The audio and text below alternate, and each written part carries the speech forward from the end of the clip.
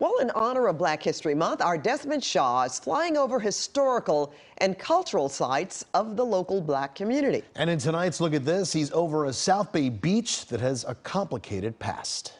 Well, take a look at this coastline in the South Bay. This is Bruce's Beach, and this public park holds the story of a Black-owned beach resort in the early 20th century that was destroyed in the name of eminent domain. Now, the concept of eminent domain, forcing the sale of private land for the benefit of the public, has always been controversial and complicated. Dodger Stadium is a great example, which we've looked at before, and what happened here 100 years ago has recently been very well publicized because of the racial issues involved. And unfortunately, there's quite a few similar stories across the country. This all began back in 1912 when a Black couple named Charles and Willa Bruce bought a beachfront lot in what was then a sparsely populated Manhattan Beach. They paid about $1,200 for the property, and they built a resort for African Americans called Bruce's Beachfront. At that time, because of segregation, African Americans were not welcome at most beaches across the state, so this quickly became a haven for Black beachgoers and a successful business for the Bruces. And despite threats and harassments from white residents, other African Americans soon bought adjacent property to build their own beachfront homes. But according to the county's own website, in 1924, after a petition from white real estate agents and residents, the Manhattan Beach City Council voted to condemn the beach resort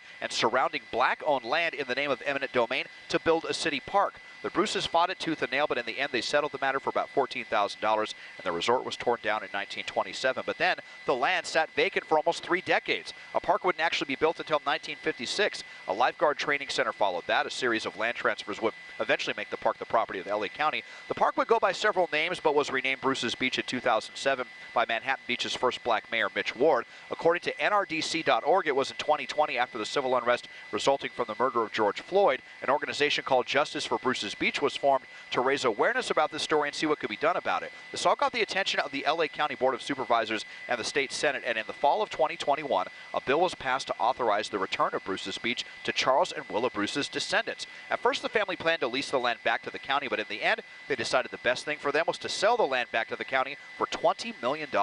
Supervisor Janice Hahn said that the sale would finally rebuild generational wealth that the family had been denied for nearly a century. A piece of coastline that's been as controversial as it is beautiful. Thanks to Mandy Richardson for telling me to check out Bruce's Beach.